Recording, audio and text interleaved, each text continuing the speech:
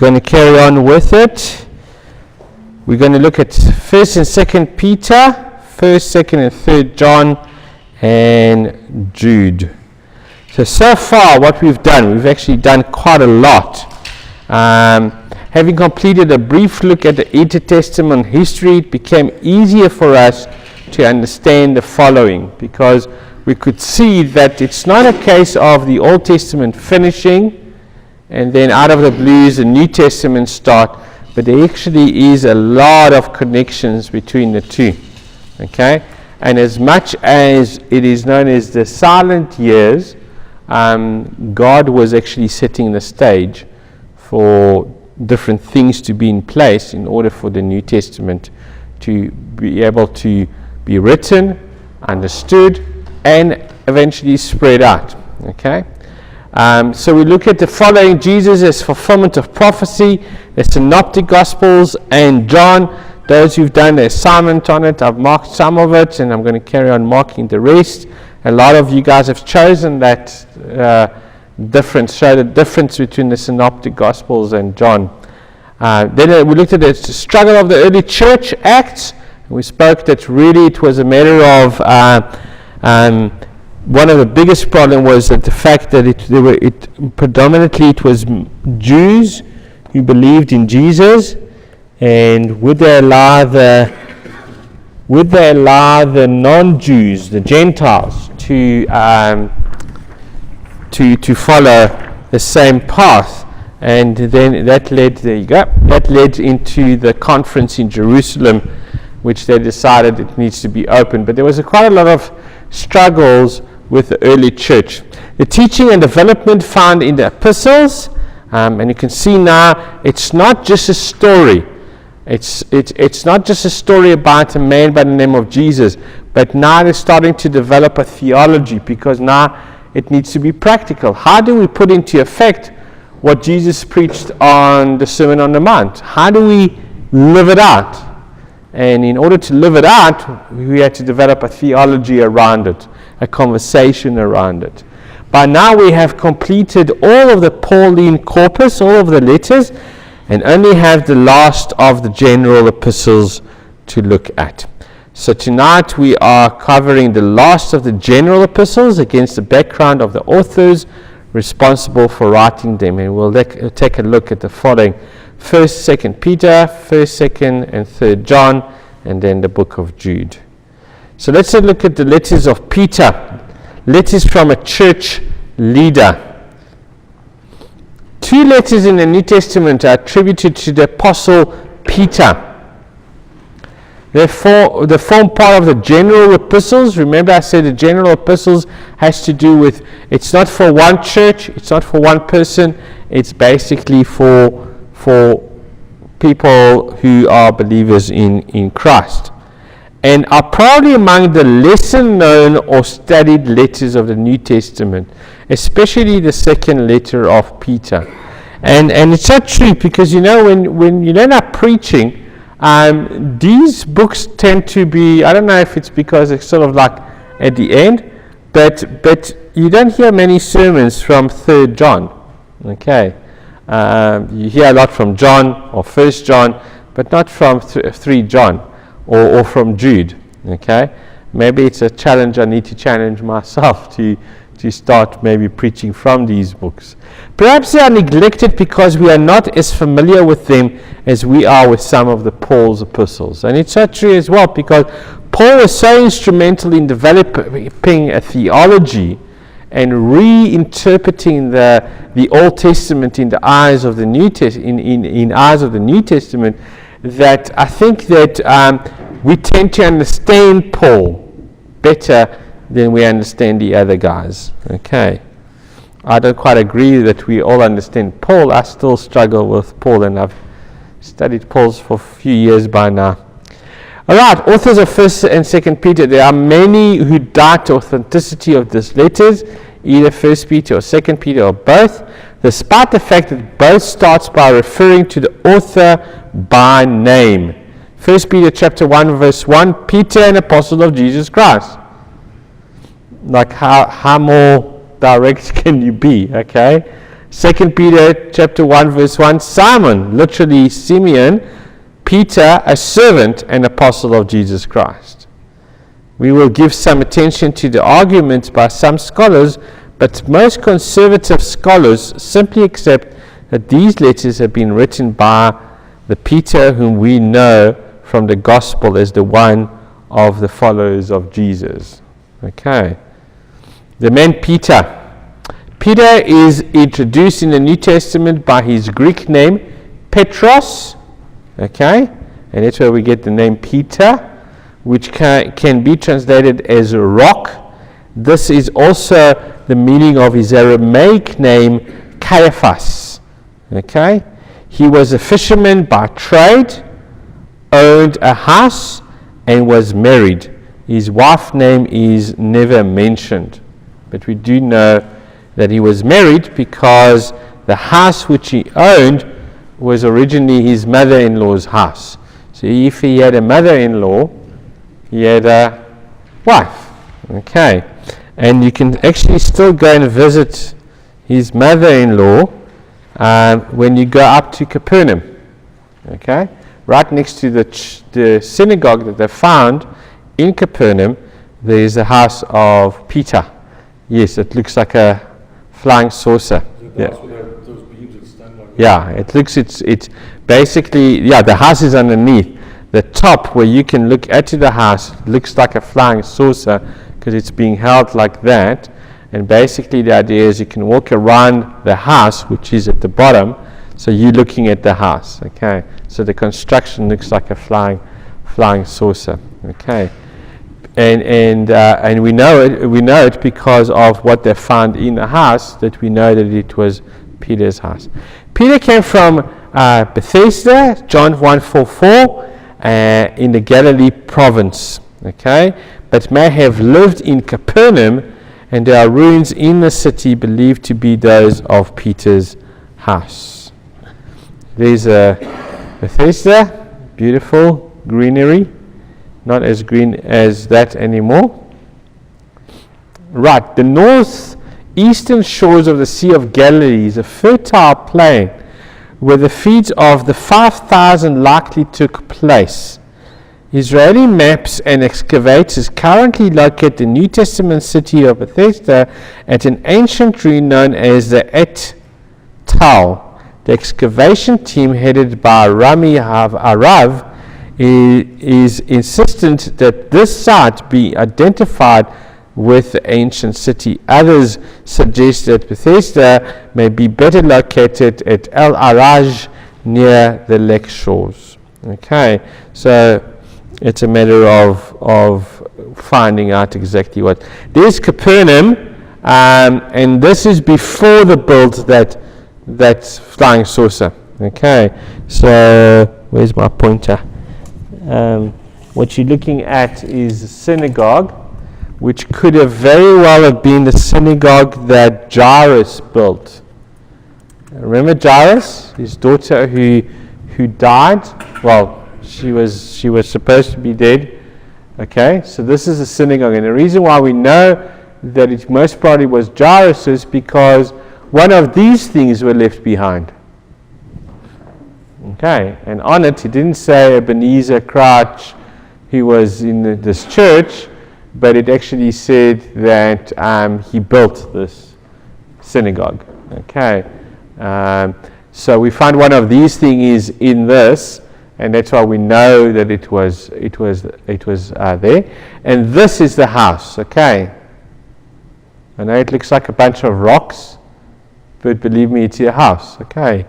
And now at the moment at the top, there's a building that you look down into this house. So it's a little bit more, because they excavated more out of it. I'm going to ask you to pay attention to that over here, because I'll chat to you about it just now. Okay. This photo shows the center of a village with the 4th century synagogue on the left. On the right side are the Byzantine ruins of the village in the center, which was the same area of the early Roman house from time of Jesus. In the background, okay, what I showed you, past the wall area, are the pink capes of the Greek Orthodox Church. Okay, beautiful, beautiful church. And normally we take, it is known right next to it, it is known as the place where the feeding of the 5,000 happened. Okay, I do a very nice devotion there when I take tours to Israel. So here you can see now that this flying saucer is at the top of here, and underneath is now the house. And they actually found some mosaics.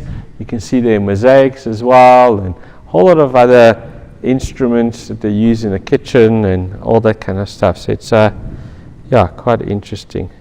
Peter's house in Capernaum. Excavation revealed one residence that stood out from the others. This house was the object of early Christian attention, with a 2nd century graffiti and a 4th century house church built above it. In the 5th century, a large octagonal Byzantine church was erected above this, complete with a baptistery, and pilgrims refer to this as the house of the Apostle Peter. So they actually, before it was used for what it is now, it was actually a church, okay, that was built on top of it. Peter, the disciple of Jesus. So here is Capernaum. So we're talking about this area. There's your Sea of Galilee. There's Tiberias over here. Nazareth, Cana. Remember the wedding at Cana? Okay. And Capernaum. So we're talking about this area here. Peter calling by Jesus is described in Matthew 4:18 to 20 and John 1:40 to 42, having been led to Jesus by his brother, the Apostle Andrew. Peter became one of the 3 inner circles, disciples whom Jesus selected as his close companions. Remember who were the other 2? John, Peter, and James. Okay. Yes. Yeah. Peter became, as I said, one of the inner circles. He became known for his big mouth, such as saying too much on the Mount of Transfiguration.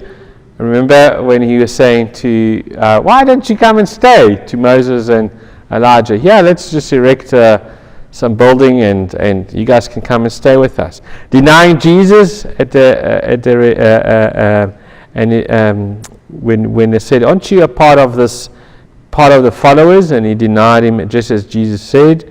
And his restoration to leadership in John 21. Okay, so Peter was one of those characters that like to first say, then think.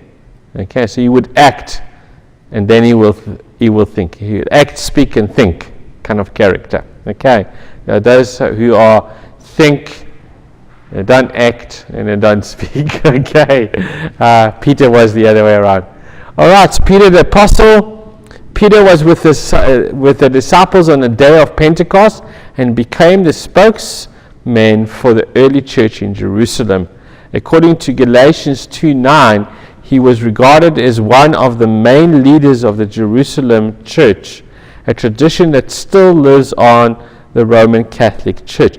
And if I'm not mistaken, the whole thing with the Pope goes all the way back to Peter, isn't it? In the Roman Catholic Church. And in the Vatican, they believe that the bones of Peter are buried there, isn't it? Am I right? Where the seat of the Pope is, above the seat of the Pope. So certainly Peter became quite a strong figure for the Roman Catholic Church. Okay, and you can understand also why, because remember the Roman Catholic Church was the first church body that was formed after the conversion of Constantinople. Okay, he made a decree that now the whole of the Roman Empire needs to believe in Jesus. Okay, so the Roman Catholic Church played in those days and still today a huge, role in the history of the church. And if Peter was then the head of the church at that time, almost like a leader of the church, you can see why he had quite a lot of influence over the church. From a Catholic point of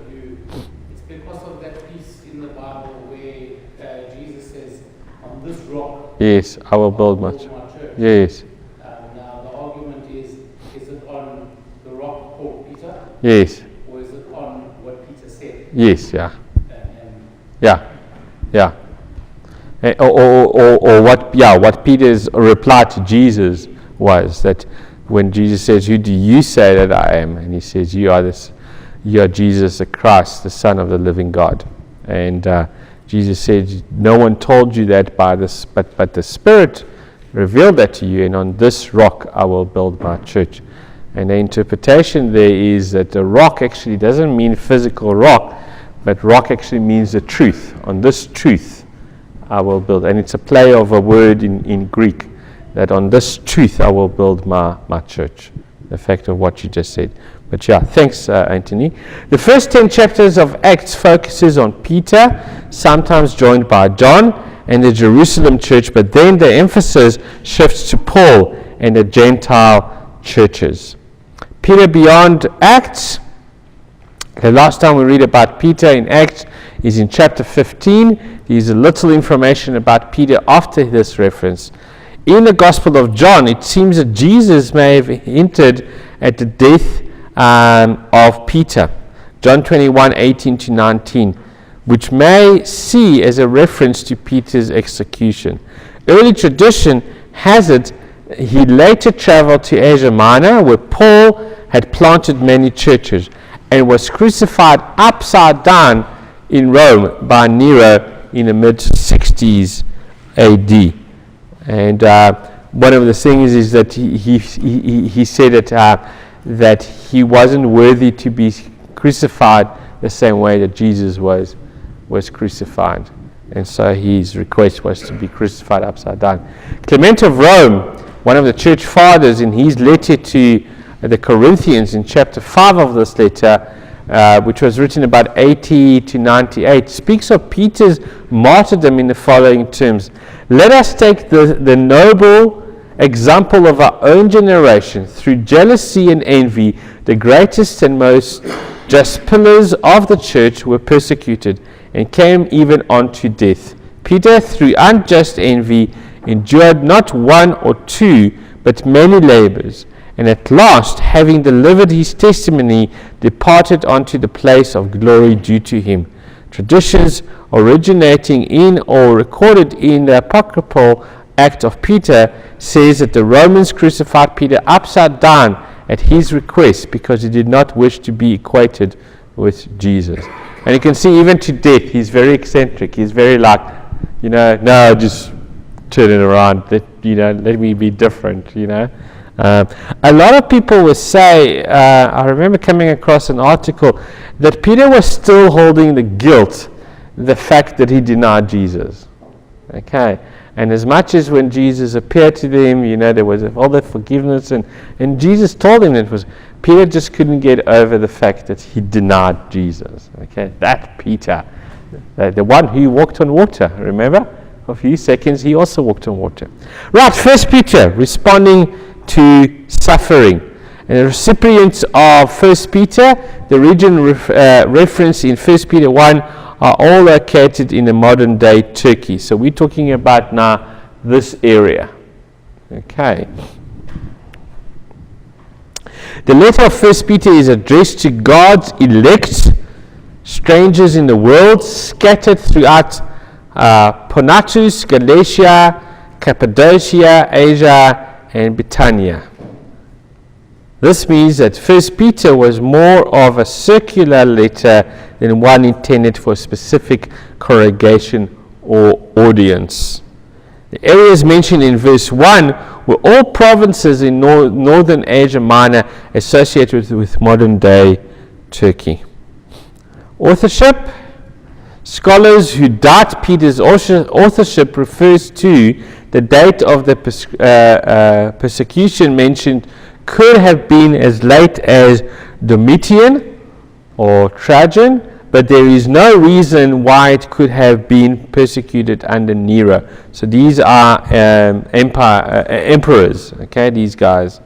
The Greek in the 1 Peter may be too good to have come from a simple fisherman. Poor guy, eh?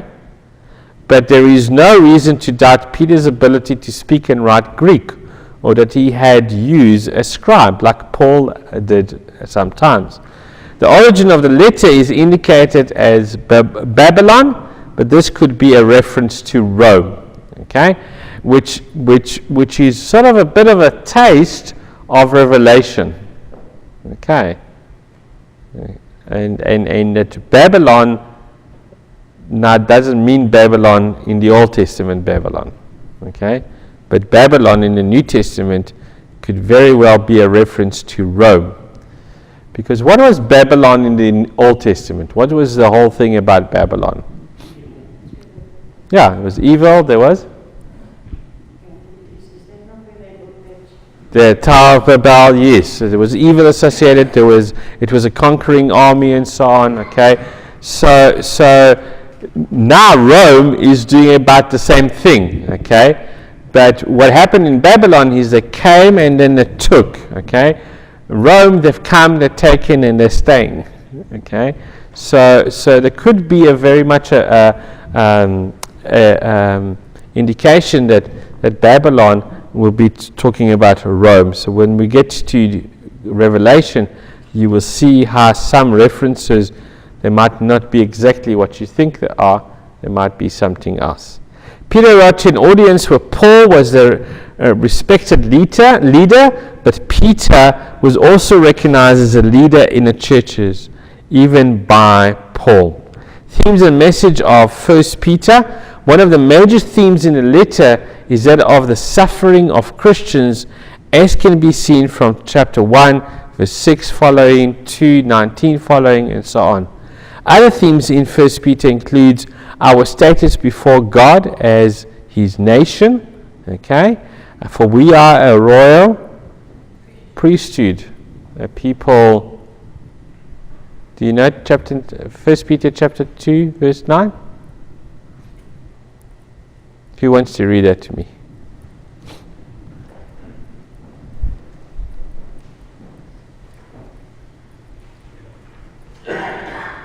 While you're looking for that, also it talks about holiness, to live a holy life, a family life, and guidance for leaders. 1 Peter 2 verse 9. You are a chosen race, the king's priests, the holy nation, God's own people, chosen to proclaim the wonderful acts of God, who called you out of darkness into your own marvelous light. I've always wanted to have this verse tattooed in Hebrew on my forearm, but in Hebrew it's even longer than in English. And I'm a wuss when it comes to pain, so I don't know if I could stay in there for all that. I'll just ask the guy to abbreviate it. I just think it's such an amazing verse and so true in my life that I sort of just want to have it in there. But I'll have to be knocked down before they do that to me. Okay, and then guidance for leaders. Outline of 1 Peter, this is with all the outlines, this is just an outline, not the outline. And the purpose of 1 Peter, Peter stated his purpose in chapter 5 verse 12, namely to encourage his leaders to be steadfast. The persecution towards the early church was getting more and more and more. Okay, they were looking for these guys now. Okay. And Peter is just encouraging them. Remember that this is the Peter that was in Pentecost. This is the Peter that was at the crucifixion. Okay, he saw the crucifixion. He wasn't there directly because remember he denied Jesus, but he saw the persecution. This is the Peter that Jesus appeared before them at the upper room. Okay, this is the Peter that was running away from the people that were persecuting right in the beginning, before even the church was born. So he knows about persecution, okay? He knows about running away, but he knows also about being steadfast in the faith. The recipients were going through some form of persecution or suffering. Peter wrote to encourage them to stand firm and to continue to believe in the truth that was proclaimed to them. This they could do because the message they believed is a glorious one with much promise for future glory. Chapter 1, 3-7. He reminded them of the practical implication of the gospel message. They are pilgrims on a journey and strangers in this world. So as a matter of fact, you know what? If they catch you and you die, consider it, a good thing, because you are going to be spending time with the Lord. Okay, and this is not your world. You are basically just going through this world. Christ is the one that should be following even in the suffering. And James from 1 Peter, elected on the basis of God's foreknowledge, be holy because God is holy. The church is God's chosen race, as we read, royal priesthood, holy nation. A remarkable statement from someone who had difficulty accepting the Gentiles. Remember, he was the one who didn't want to go to minister to Cornelius. Okay, so and here he's saying that to them, not only the Jews are the royal priesthood, but you guys as well. And then the advice to the leaders.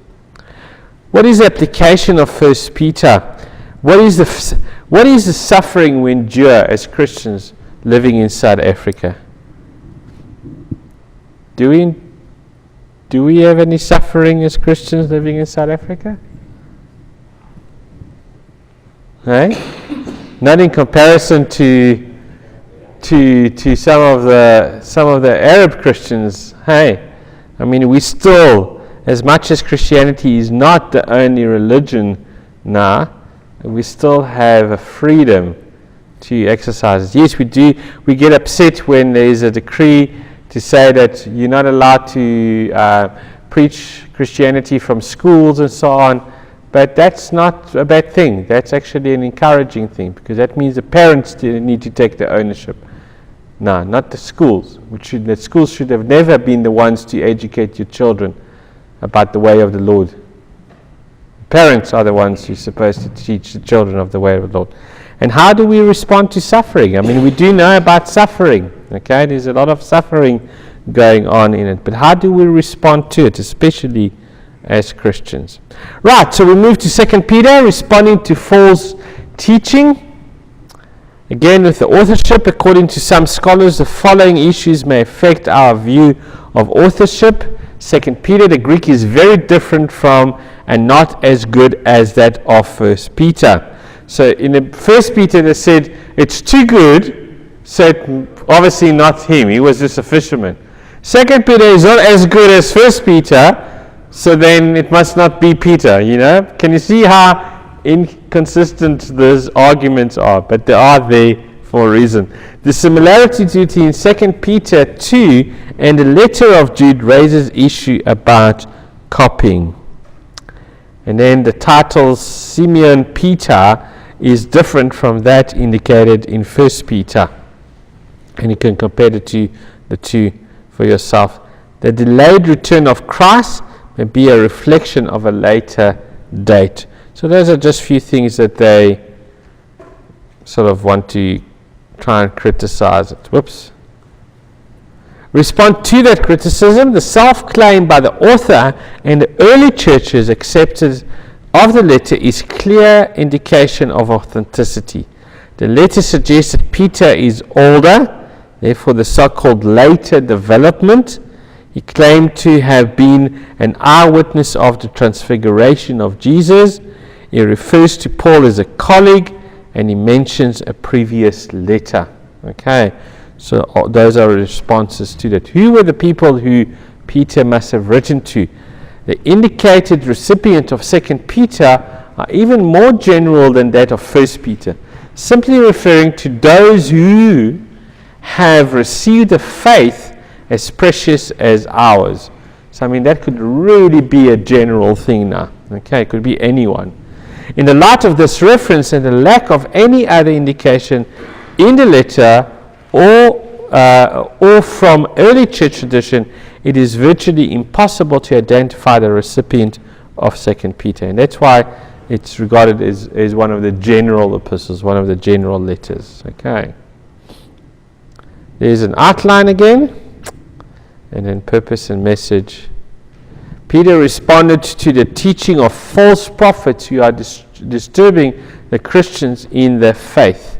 He approaches the subject by addressing 4 areas. One is Christian growth produces fruit and stability. Okay, so we need to look at when a person comes to know Christ, we need to look at the fruits of the Spirit. We need to look at, has that person changed? Okay, it could be an immediate change, or it could be a long change. But is that person making a change in his or her own life? So Christian growth produces fruit and stability. God's word and promise are true despite the postponement of the second coming. Because remember that they thought the second coming was going to happen just around the corner. And as the time was going past, they were doubting, but wait a minute, so is this right? Is this true? Is the gospel true about this? Is Jesus coming? Or is he not coming? And Peter talks into it and says, as much as it is postponed, okay, it is still true. The gospel is true. God's promise is true. Jesus is coming back. We don't know the hour, we don't know the time, okay, but he is coming back. Warning against the teaching of false prophets. And you can imagine now, with this kind of doubt, how it gives rise to false teachers going in and false prophets coming in, and focus on the end times. Okay, that was very important for them to know about the end times. Application of 2 Peter. Those of us who grew up in a Christian legalistic environment may have moved on from there. However, what does holiness mean in our day and time? Have we become too much like the world? Hey? Isn't it interesting to think? Have we become too much like the world? Because remember, Peter talks to us, especially 2 Peter, about keeping ourselves holy. What do we learn from Peter regarding the Church of Jesus Christ? Think of leadership issues, humility, responsibility, and full participation of the members in chapter 2, verse 9. Okay? So these are a few things that Peter teaches. Is the second coming still a reality for us? Okay? Have we given up? Or are we too legalistic, as in some strains within the Christian church, that they've written books and books and books and books about all these things that are happening, you know? And those are indications of the end times. So, Hurricane Irma, you know, she was prophesied about, you know. This is the end times. I mean, look at the hurricane in here, look at the earthquake in there, you know, and all that kind of stuff. This must be the end times. And I always say, you know, they say, this is the biggest or the fastest or the largest hurricane ever in the Pacific. But ever since they were able to measure them, or ever since when? Okay?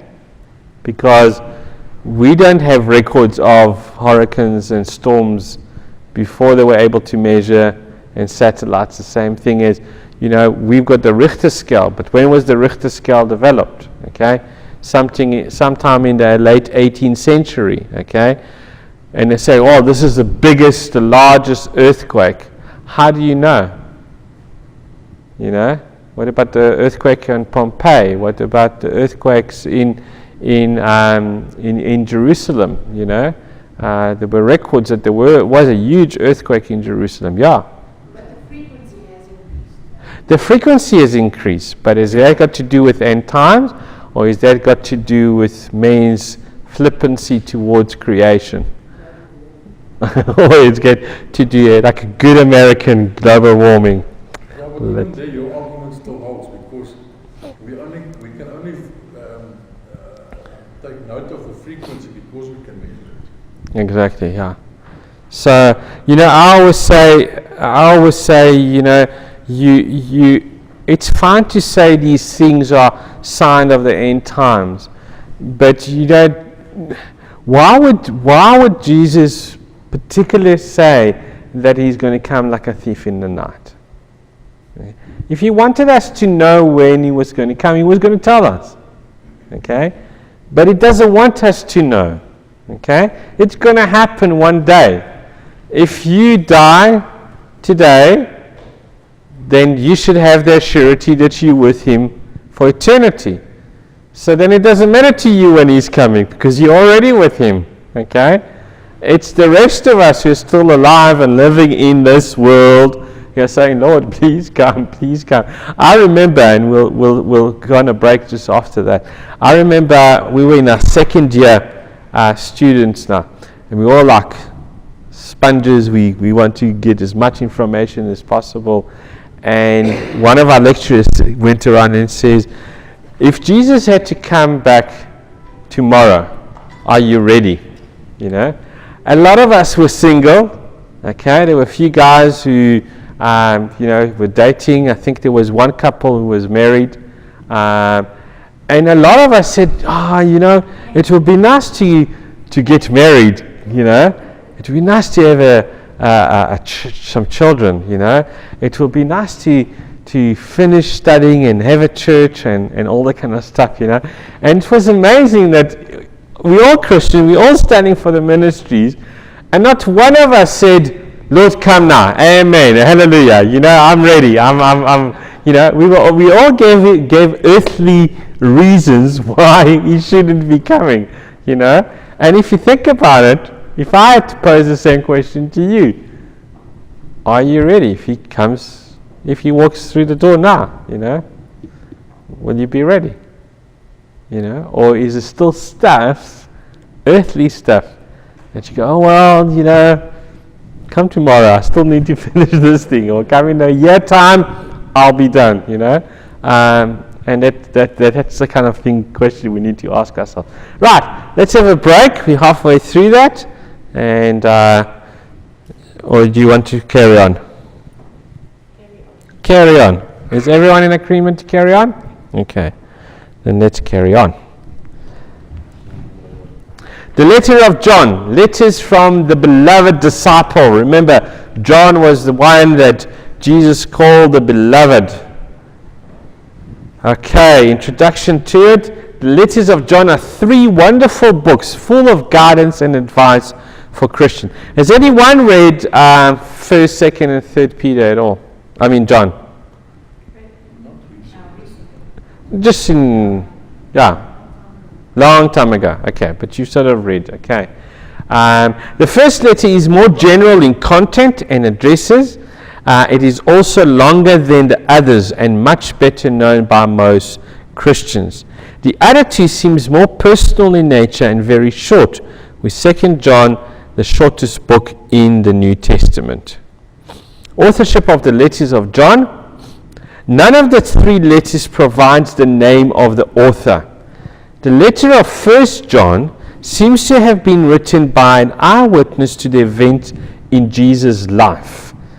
Chapter 1, verse 1. While 2nd and 3rd John are typical letters following the Greek letter style. Remember we spoke about how they used to write letters, and written by someone who identified himself as the elder. The early church ascribed all 3 letters to John the Apostle, one of the 12, a fact well reflected in the writings of the early church fathers, such as 1 Clement, Laodicea, Papias, Polycarp, all are very early works. Now these guys are basically early church fathers, so they were leaders in the early church. Okay. The letters and the Gospel of John. The language, content, and style found in 1st, 2nd, and 3rd John are strikingly similar to that of the Gospel of John.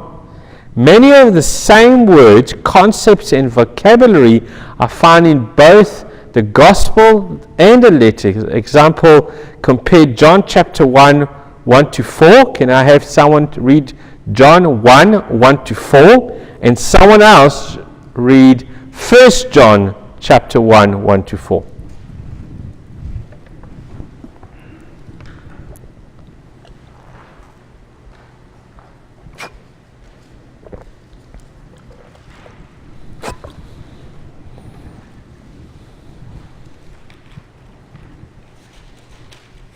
second one. So you got 1 John 1, 1 to 4. Can I have someone read me John 1, 1 to 4? Okay? The Word of life. Before the world was created, the Word already existed. He was with God, and He was the same as God. From the very beginning, the Word was with God. Through Him were made all things. Not one thing in all creation was made without Him. The Word was the source of life, and this life brought light to mankind. Okay, you've all heard this one. Hey, okay? 1 John 1, 1 to 4. We write to you about the word of life, which has existed from the very beginning. We have heard it and we have seen it with our eyes. Yes, we have seen it and our hands have touched it. When this life became visible, we saw it. So we speak of it and tell you about the eternal life, which was with the Father and was made known to us. What we have seen and heard we announce to you also, so that you will join with us in the fellowship that we have with the Father and with His Son, Jesus Christ. We write this in order that our joy may be complete. Okay, so can you see the similarities in there? Okay, there's a bit more added on the second one, but from this information it's not too difficult to see that the same author was responsible for the Gospel of John and also for these letters. All right, John the disciple. The Apostle John is well known to us from the Gospel stories, especially since he is often identified as the beloved disciple. He was a fisherman, the son of Zebedee and brother of James. He was called at the same time as Peter to become a follower of Jesus. John and James were given the nicknames, do you know how to say that word? Boanerges. Son of thunders, okay, because they had this sort of like, they were quite vocal, they were loud like a thunder, okay, by Jesus. Perhaps because of the temper, although the reason for this name is uncertain. John was another one of the close companions of Jesus, the inner circle of the three, and regarded as a leader in the early church. So it's important to know his relationship with Jesus, because if he's the author of these letters, okay, his reputation precedes him, okay. Not so much a reputation of being nicknamed as a thunder, okay, but the reputation that he was around Jesus, that Jesus regarded him as important to be in that inner circle, that Jesus even called him the beloved, that he was there at the Last Supper as well, okay. John does not feature as prominently in Acts as Peter and Paul, but the early church regarded him as one of the major leaders in the church. John stayed in Jerusalem for the early part of the church existence in the city. At a later stage, he is believed to have moved to Ephesus, probably in the 60s AD, before the fall of Jerusalem in 70 AD. He stayed in Ephesus for some time and was later banned to the island of Patmos, from where he wrote the book of Revelation. Okay, so the island of Patmos was very much like what we know as Robben Island, okay, and it was an island where prisoners would go there, and it was basically a collection of little islands, and the whole thing there was they also had to work on stones, okay, just like in Robben Island, but also the isolation of that island, okay, that loneliness, and it was very much playing on your mind. It was a psychological imprisonment, okay, and this is where he believed to have received a vision regarding the book of Revelation. Again, knowing who John is and knowing that he writes Revelation is very important because of his inside information into some stuff that others wouldn't have had, being a part of that circle, okay, and also close follower of Christ. Most conservative scholars believe that he died around the 90s AD. Date of writing of John's letter. The date of writing of the 3 letters of John is unknown and virtually impossible to determine. It could have been later in John's life rather than during the early part of his ministry, probably after he left Jerusalem. Okay, yes. When I did that task, that assignment, John, it is also said that John was written somewhere 70 to 90 AD. Yes. So if it was later on in 90 AD, then this could be too early that he died. Yes. But that's the thing with these dates, is some will say it couldn't have been earlier, and some would say it couldn't have been later than what it is. So it's always safe to play on at least a good 40 years kind of thing. Remember, in the Old Testament we talked about that 500 years difference is not a big difference, okay, in the history. Okay, in the New Testament, because there were not so much evidence of these letters, okay, it was much later on that they find a lot of these fragments of these letters. It was very difficult to date them, okay, and the event in the New Testament, especially at the early church, was the big event was the fall of Jerusalem, okay, which was 70 AD. And then one of the other big events was the Council of Jerusalem, which was about 56 AD.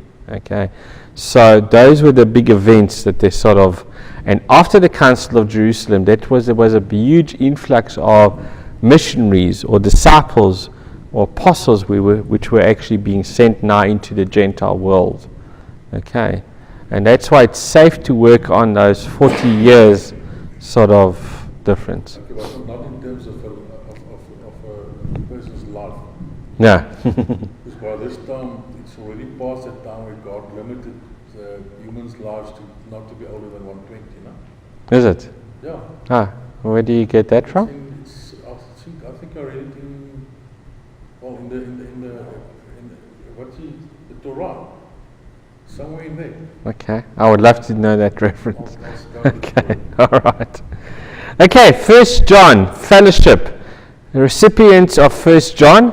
There is no indication as to the recipient of 1 John, and it is therefore no longer possible to determine to whom John was writing. The normal letter writing features are lacking. It's even difficult to conclude from the content whether he had a Jewish or a Gentile audience in mind. Okay. The book reads like a treatise or address to readers intimately known by John, referring to them as dear children and friends. Okay, so it could be now a close community. Some suggest also that it could have been almost like a Bible study group.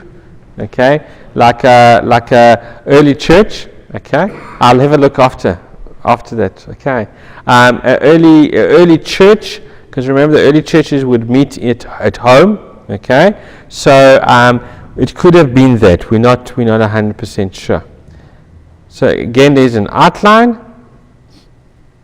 and the purpose and message of 1 John. John states his purpose for writing in chapter 1, verse 3 to 4.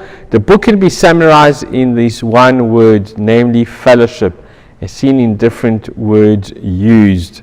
The goal of our relationship with God is to have true fellowship with Him and with one another.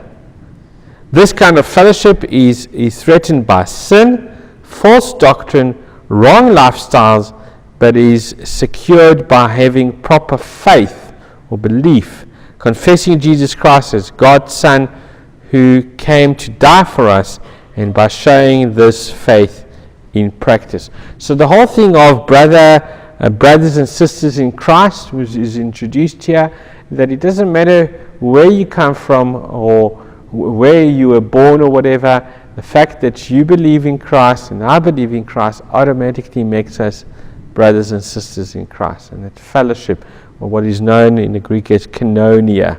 Have you heard the word koinonia before? It's fellowship.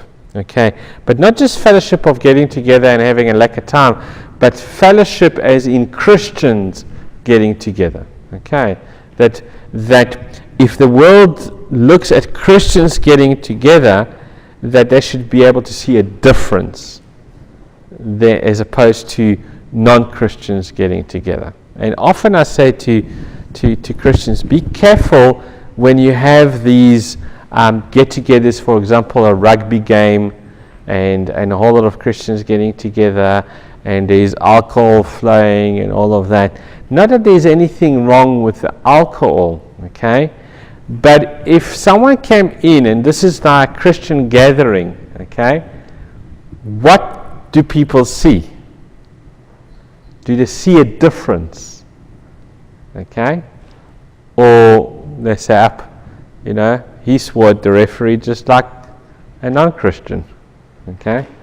He belittled his wife just like anyone else. Okay? He was eyeing out that girl just like any other guy. So what is the difference between the two? Okay? And Peter here is talking about that our fellowship, and that's why earlier on he introduced the whole thing of holiness. Okay, is have we become too much like the world? And again, I'm not talking against alcohol and smoking and all that kind of stuff. Okay, I enjoy a bottle of beer just like the next guy. I enjoy a good glass of red wine just like the other person. But I'm talking about when we gather together as Christians, okay, like the world, but we call it Christian. What difference does it make? I remember years ago, a friend of mine. Remember those fishes in the cars? You remember them, okay? And it was very popular in the. Do you know what I'm talking about? It was like a fish, like a fish thingy, and inside it says Jesus. Yeah. It was like a sign of Christians. And her uncle came from overseas, and he wasn't a believer. And they borrowed him a car, and he was driving around. And after a week, so I said to him, "So, how are you liking South Africa?" And he says, "We have the AA associations in England, And she said, "Yeah, we also have the AA associations." He said, "But this is the first country that I didn't know they actually got a club for really bad drivers." And she said, "What are you talking about, Uncle?" And he says, "A lot of them seems to have like a fish. From far, it looks like a fish, and it must be that they belong to the same club." And she was so embarrassed to actually, that fish actually is, I'm a Christian, and I'm proud of it, but yet I'm not driving as a Christian, And I felt like putting that fish sign, and inside the fish sign, right, "Please report bad driving." But yeah, what did the world see? And he was big on fellowship, but proper fellowship. The goal of our relationship with God is to have true fellowship with Him and with one another. The kind of fellowship is threatened by sin, as I said, and confessing Jesus Christ as Son who came to die for us by showing this faith in practice. We need to practice it out. It's also the same as, in all these reality shows like Survivor and Amazing Race and all of that. Lately, you will always have at least one person who says, "And I'm a Christian," and they're all like, when in the first interview, they all like to profess the Christians, and then when you watch them, they act nothing like a Christian, or what a Christian should be. So we need to be careful. Key concepts in 1 John: fellowship with God, fellowship with other Christians, love for God and one another, faith in Jesus Christ as God and as the one whom came in the flesh. Important teaching about the Antichrist, and true children of God can be identified. Which moves to 2 John, remaining in love and truth. The letter is written by the elder. By the time the letter was written, this may have been a standard and loving title for the Apostle John. Okay, almost like a respect. Okay, what is it like in Kosa? Tata? Eh? Yeah, it's like uncle, isn't it? Father. Tata. It's uncle, father. Okay, but it doesn't necessarily mean father as in your father, is it? Would you refer to your father as Tata? You will. Okay, but you also refer to fathers who are not your fathers as, because it's a sign of a respect, isn't it? That I respect you so much that I'm calling you father, like I will call my own father father. Okay, so the title of the elder was very much maybe something that was given to John because of who he was. That was given that kind of thing. 2 John was addressed to this chosen lady and her children. Okay? I wonder who that lady is. Some take this as a reference to a woman who accommodated a church in a house, while others believe it may be a personification. Do you know what a personification means? Hey? What does it mean? To personify something is to be the representation Of that thing. of that thing. If you are holding Take something that's not a living thing and make it a person. Okay. Talk about this page as a sheep. Yeah. This is sometimes. Yeah. My wife is great at everything that is there and she gets to see it first is a she. Everything. You know. So if she was the first one to see my car that I'm driving, that car will be a she. Even though it's my car. Because it's a he. Okay. So yeah, very much so. Thank you to that. So yeah, it's not necessarily the thing, but it's personifying that thing. Okay. So maybe it was a personification of a particular church. We can't be too emphatic about it. Okay. And it's interesting it's good to make note of that, because you will see in Revelation that comes into being quite a lot. Okay, with a lot of these things. Okay, what might seem that it says that might not be that. Okay, and there's a lot of that kind of personification in Revelation, as you will see in our next lecture. Purpose and message of 2 John. The message in this short book of 13 verses is clear. The importance of remaining in love and the importance of remaining in truth. Okay. Now remember again when we talk about Revelation, remember in Revelation, I think chapter 3, that there's letters to certain churches. Okay. One of the letters was to one church. And do you remember what was the thing about that particular church? In light of remaining in love. They've lost the first love. Okay. And they're lukewarm. Okay. Because they lost the first love. They forgot the reason why they were there in the first place. They forgot about the love of God for them. That for God so loved the world that he gave his one and only Son, that whoever believes in him shall have life everlasting. They forgot about that. And they forgot about the command to love one another. They forgot about the command of love your neighbor as yourself. Love your enemy. Okay. And that was very important for John. And you will see that he's quite strong in that letter to the church in Revelation about falling out of love and remembering to go back to the first love. And it's very dangerous for churches, even today, who fall out of love. They forgot. They become basically a country club, okay, a place for people to meet, you know. I was talking the other day to someone, and she was saying that her husband was going to this one particular church, but he was going there because all his friends are there. He doesn't really, you know, enjoy going to church or whatever. But she said as she looks at him, when that particular church does certain things, like get-togethers and something like that, he will be the first one there. But he will be the first one to say to her on a Sunday, like, oh, I don't feel like going to church. You know what? So-and-so is not going to be there, and so-and-so is out of town, and you go yourself, And what is that telling you?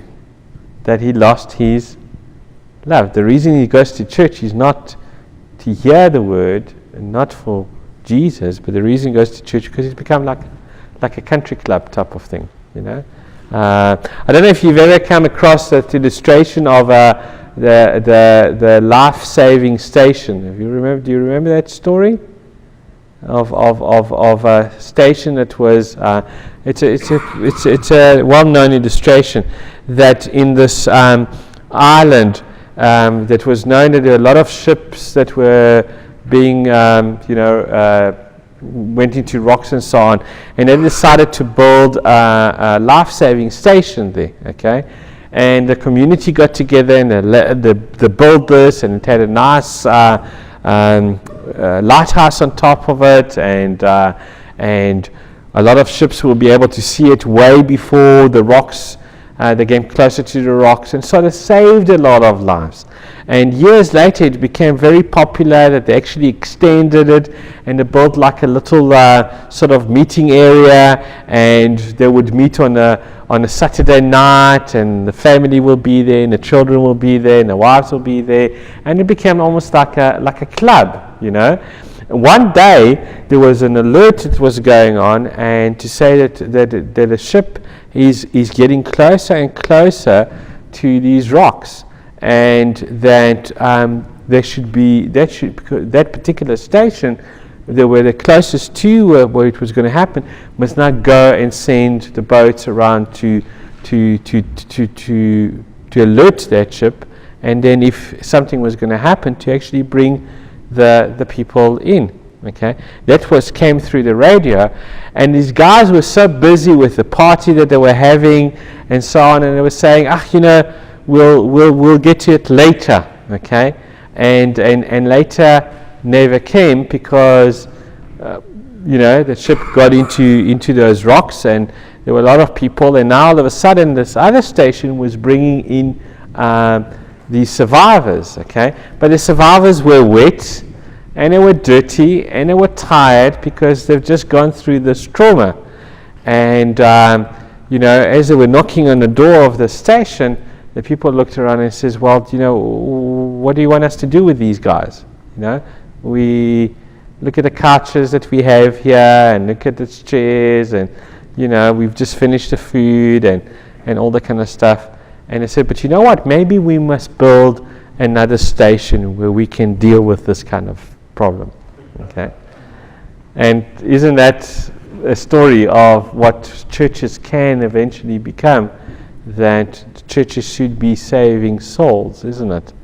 And when was the last time that we saved a soul? When was the last time we prayed for a person to come to know Jesus Christ?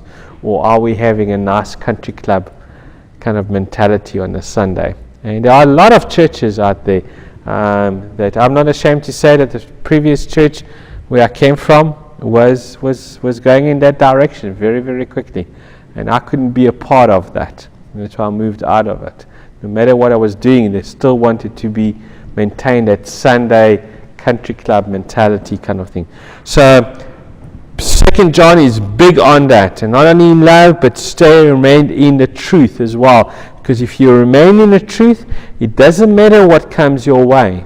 Okay, it doesn't matter if you get tossed around in the waves. Okay, if you remain in the truth, if you mature in the truth, you will be able to say, "This is what I stand on," and he would know. John would know about the truth because of what he saw Jesus do.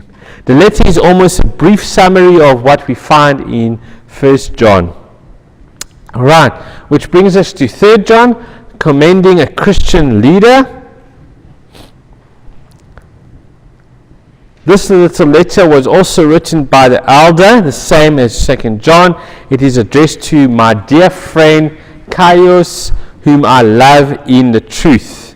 Gaius seems to have been a real and specific person, a convert of John. It is not possible to give any closer identification of either Gaius or where he lived. We just know about him. Purpose: John commended him for his faith. Note the interesting way in which John does it in verse 2. Can I have someone read 3 John, verse 2?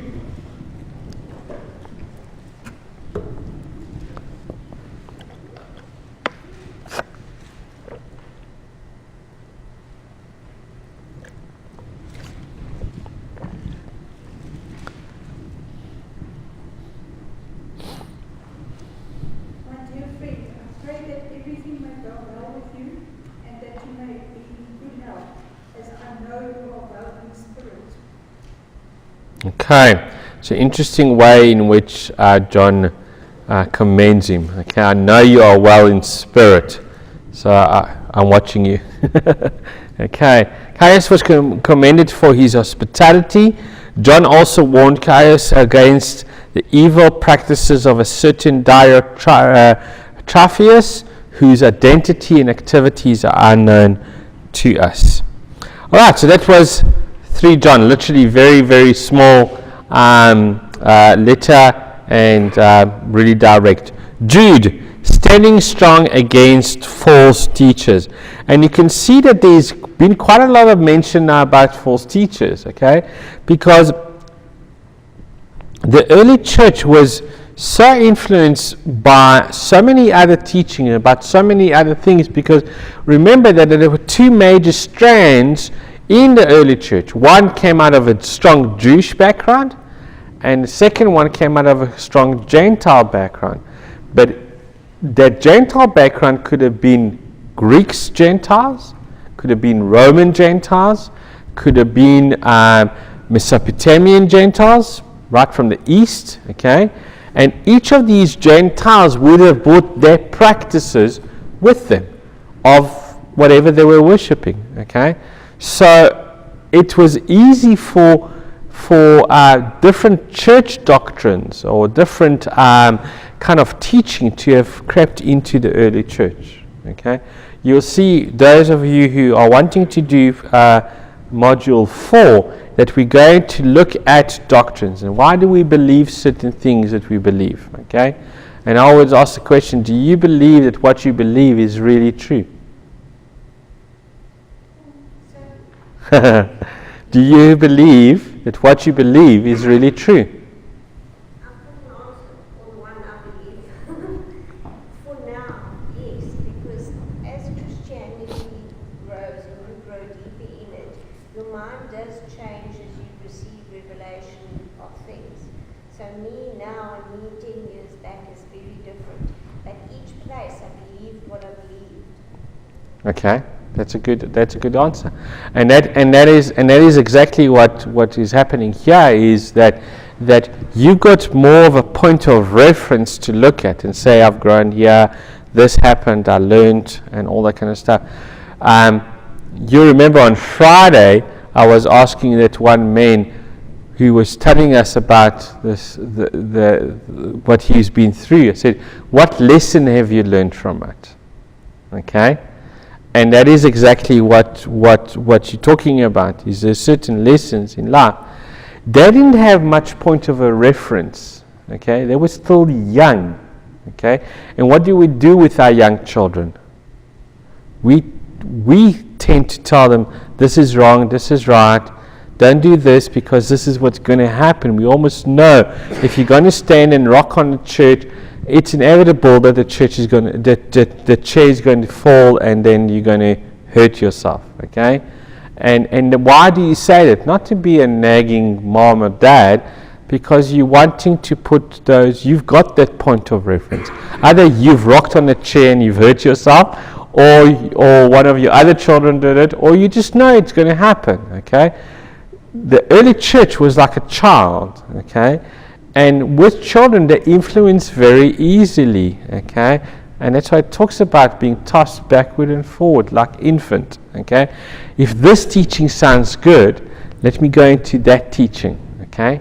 Oh wow, that sounds really, really good. Okay. Over there they use doom. Okay. They didn't use doom over there. They use it over here. Okay. Let me go over there. Okay. Oh, over here you actually drink the poison of a snake. That looks biblical. There's a lot of snakes in the Bible. Maybe that's better. And that's exactly what happens. And that's why there is all this different doctrines that come in the name of Christianity. Okay, so the early church was influenced by all these kind of things. Okay, that came out of the Gentile who were bringing it, and out of the strong Jewish force that was coming in. Okay, and in Jude he's warning them again against, be careful of this false prophets, false teaching. Okay, stand to what is right, and more I get when I speak to ministers, what are you guys preaching about? What is your church going through? There's a strong move to go back to basics, because we've moved so far away from the basics that ministers are saying, you know what I'm doing with my church this year? We're just going to concentrate on the basic stuff. That's all we're going to do about, And that's encouraging as a minister to hear that churches are doing, and across denominations, which is great to hear. Right, author of Jude. The author introduces himself as Jude, servant of Jesus Christ, and a brother of James. Has James got a lot of brothers, eh? This is not the James that we know. Okay, the name Jude is also short for Judas. Okay, 4 people in the New Testament had this name: Judas Iscariot, Judas, another one of Jesus' apostle, Judas as is Barsabbas, who accompanied Paul for a while, Judas, a brother or a sibling of Jesus and James. Okay, Judas in Hebrew is Yehuda. Okay, and Yehuda is a very, very well-known biblical name. Okay, there was a time in Israel where there were a lot of Yehudas. Okay, and often those names come out after a war, quite a big war. Okay, almost to bring back that Judas, name, that kind of identity, like I'm a Judas. We often, when we hear Judas, unfortunately our mind goes straight to Judas Iscariot. Okay, it was only one Judas. Okay.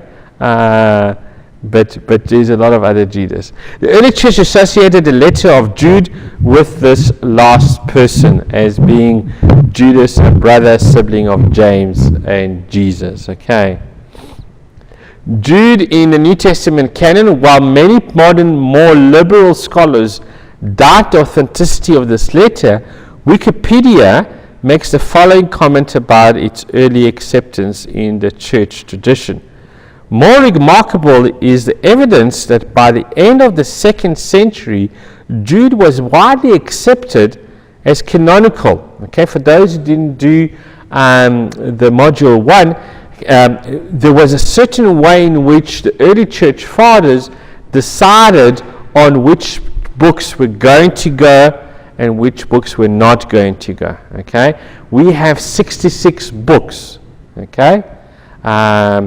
And who made that decision? The early church fathers, and in the first module we spoke in length about it, okay, had a certain way of measuring.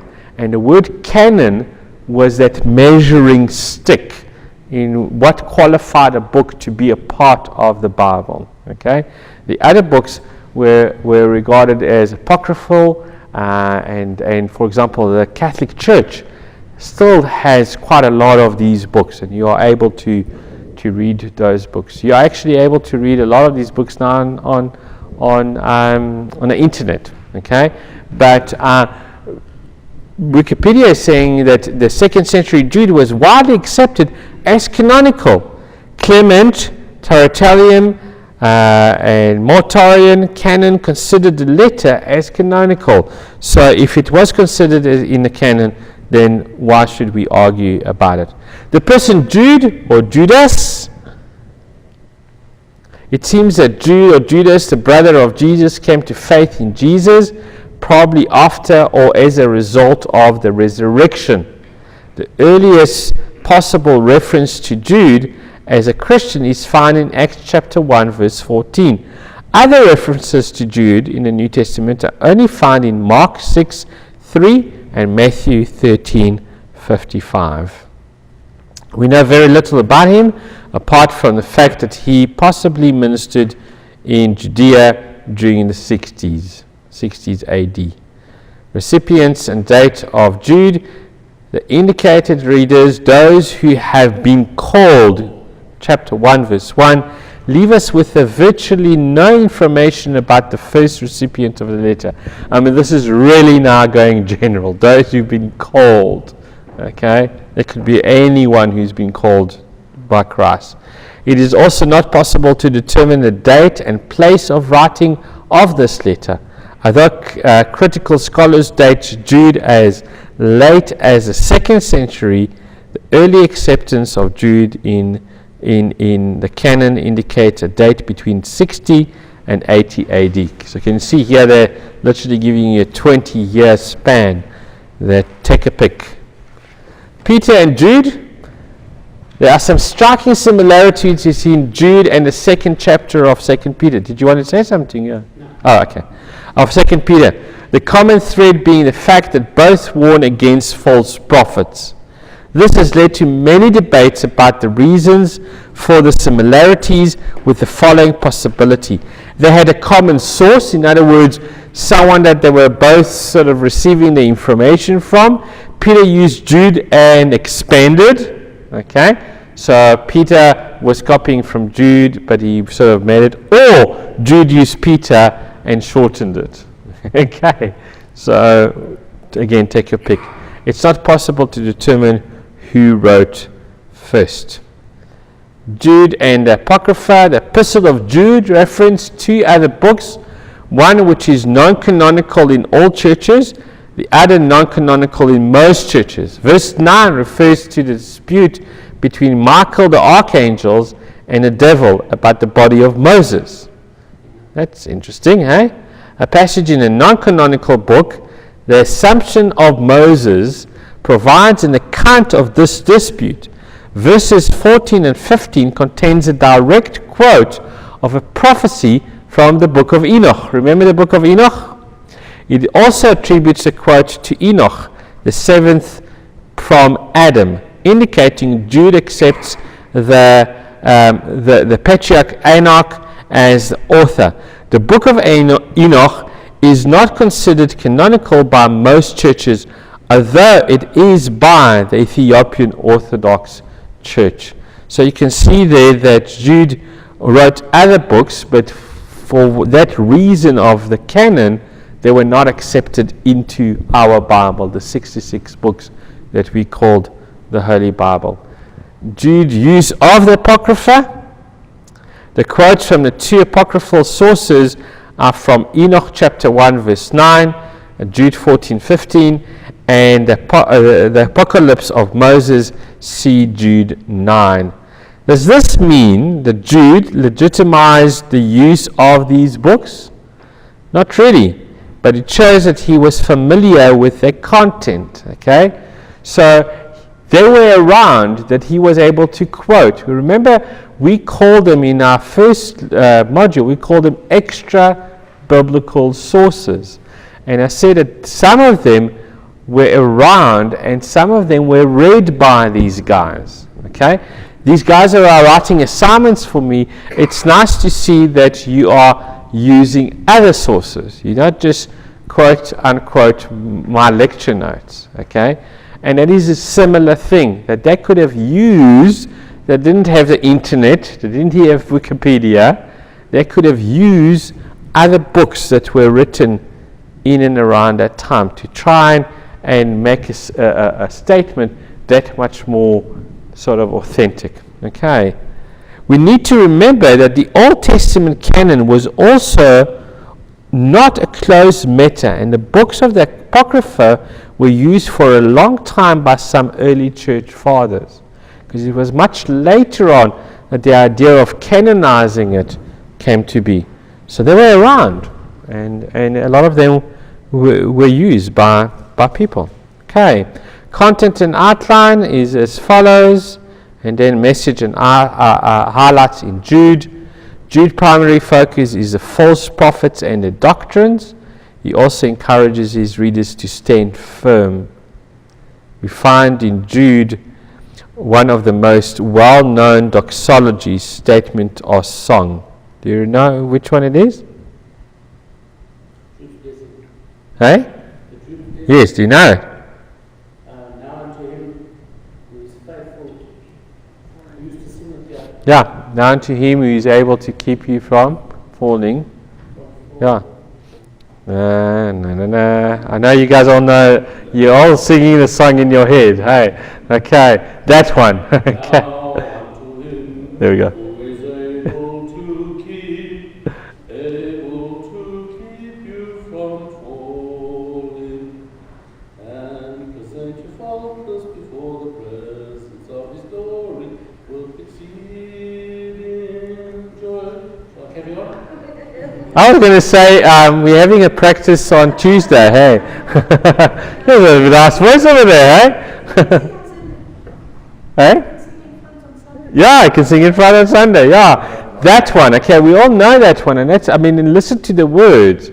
Now, to him who is able to keep you from falling, it doesn't matter. Stand fast, stand firm, okay? Because he is the truth, and as long as he is the truth, then it doesn't matter what happens around you. Okay. This brings us to the end of the 26 books of the New Testament. One more to go. The book of Revelation.